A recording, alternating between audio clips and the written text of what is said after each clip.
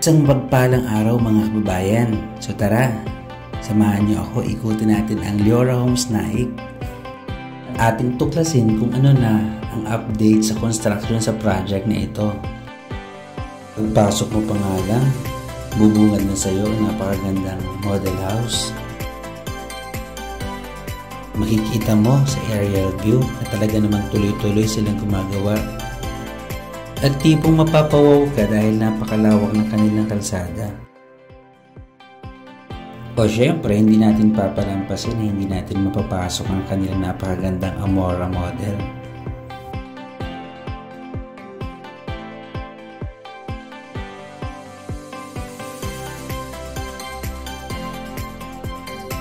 Ito, pasok mo pa nga lang sa kanilang dress-up model unit.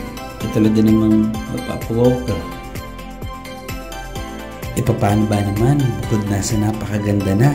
Abay, may solar panel at press water tank pa na kasama upon turnover ang unit na ito.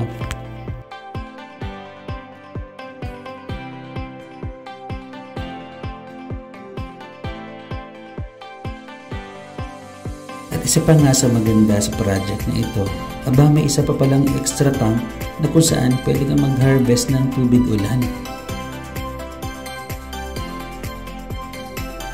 Na kung saan napakagandang gamitan ng tubig ulan sa paglilinis ng mga sasakyan, paglinis ng CR, at ganoon din sa ating mga halaman.